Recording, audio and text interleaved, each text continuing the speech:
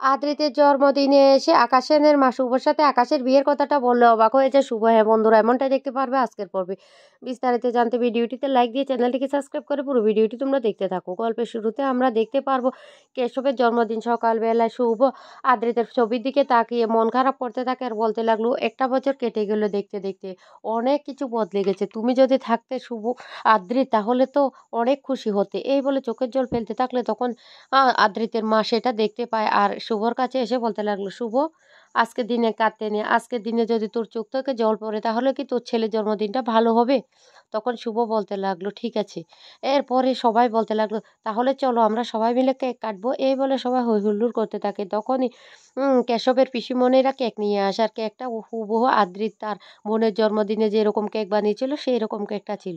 তারপরে কেশবকে কোলে নিয়ে তার পিসিমণিরা যখন আদর করতে থাকে তখন বারবার করে মনে হতে থাকে শুভর, এটা যেন কেশবকে কোলে নিয়ে আদ্রিত দাঁড়িয়ে আছে। আর তখনই খুশি হয়ে যায় শুভ। এরপরে কেকটা ওরা সবাই মিলে কাটতে থাকে। তখনই চলে আসে জিনিয়া তার মাকে নিয়ে, আর জিনিয়ার মাকে দেখে অবাক হয়ে যায় শুভ।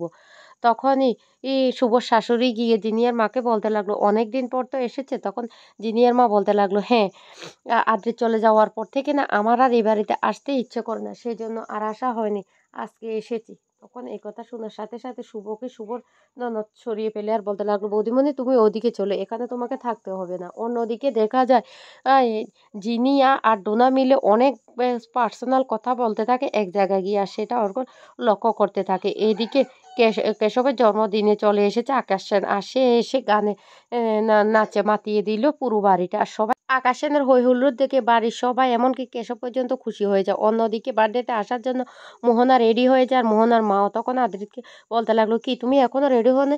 তখন আদ্রিত বলতে লাগলো, আমার না একটা ওষুধ খাওয়া ভুল হয়ে গেছে, আমি ওষুধটা খাবো, তবে খালি পেটে কি করে খাই?